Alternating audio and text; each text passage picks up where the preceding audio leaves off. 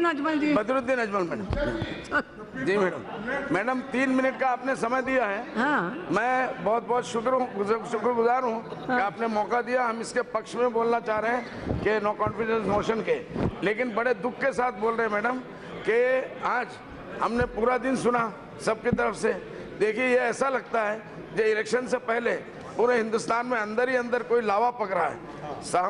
जो भी वो शक्काप्रस्त है उनको समझना चाहिए कि लोगों में क्या बेचैनी है, क्यों इस तरीके से ये मामला हो रहा है।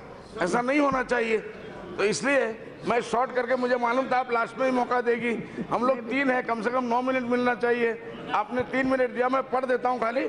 नंबर 1 हमारा इशू था आसाम का, होम मिनिस्टर साहब बैठे जाते हैं, एनआरसी का इशू इस वक्त सबसे गर्म इशू है। Number 2 citizenship amendment bill. Government of India 30 lakh Bangladeshi लोगों को यहाँ लाना चाहती है, जबकि आसाम में आसामी जबान अभी माइनॉरिटी में आ चुकी है। इसलिए लोगों को बहुत इसके अंदर अंदेश है कि आसाम एक दिन बगदाल हो जाएगा। ऐसा हालात मत होने दीजिए, बहुत बड़ा गजब हो जाएगा।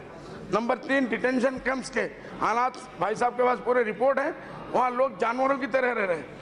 एक मर्डर भी होता है तो मैडम उसको कम से कम अपील करने का मौका होता है। 10-10, 12-12 साल से लोग जानवरों की तरह कैंप्स के अंदर रह रहे हैं, लेकिन उनके अपील का भी कोई जगह नहीं है। इसके लिए कोई ऐसी चीज़ बनाई जाए, कम से कम लोग अपील तो करें, इंसानियत तो उसके अंदर समझ में आए।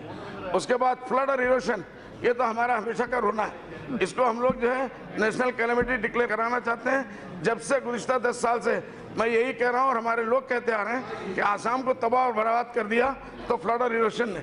इसलिए इसके लिए कोई परमानेंट सोल्यूशन सोचा जाए, छोटे मोटे पैसे बर्बाद न किए जाए। उसके बाद है madam north east industrial policy. Prime minister साहब जब इलेक्शन में गए थे तो उन्होंने वादा किया था कि हम यहाँ इंडस्ट्री को डेवलप करेंगे। 2 ही इंडस्ट्री हमारे पास थे, एक 5 ग्राम में और पेपर मिल, और एक नौगांव में प्रोडक्शन। अभी 15-20 दिन पहले उसको बंद करने का ऐलान हो गया। लोग तो दूसरे जगहों में इंडस्ट्री डेवलप होते हैं, हमारे यहाँ इंडस्ट्री बंद होते हैं। तो मैडम आपके माध्यम से गुजारिश है, इसको जल्द से जल्द खोला जाए। हजारों लोग बेरोजगार हो जाएंगे। वैसे ही बेरोजगारी की समस्या हमारा बहुत बड़ा है। उसके बाद मॉब लिंचिंग मैडम, इसको कहते हुए तो शर्म आती है। सारे लोग कल भी कह चुके, आज भी बहुत से दोस्तों ने कहा, लेकिन अगर इस किस्म की चीज़ों को हमारे होम मिनिस्टर साहब ने बहुत यकीन दिलाया बड़े ज़बरदस्त तरीके से, लेकिन गिरफ्तारियां तो हो नहीं रही हैं। आजकल मीडिया के अंदर लोग जो है टेलीफोन के अंदर रिकॉर्डिंग कर लेते हैं, सारे चेहरे सामने आ जाते हैं। अगर 2-4 जगह भी कुछ लोगों को सजा हो जाए तो शायद ये सिलसिला बंद हो जाए।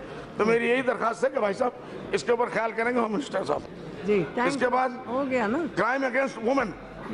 देखिए, निर्भया से लेके आज तक छोटी छोटी बच्चियां, 2 साल 3 साल के बच्चियों को अब गैंग रेप किया जाता है। अफसोस है तो उनको कोर्टों में देते हैं। मेरा ये सुझाव है, फांसी का भी प्रस्ताव हुआ लेकिन कोई अभी असर नहीं हुआ, कि अगर उनकी तरफ से कोई वकील लड़ने आता है तो उसका सामाजिक बाइकआउट होना चाहिए। Madam please. उसके बाद हमारा आपके मुद्दे आगे ब्लैक मनी, ये मोदी मोदी मोदी सुनते हुए शर्म आती है। हमारे मोदी जी सामने बैठे। जी मैडम। यस।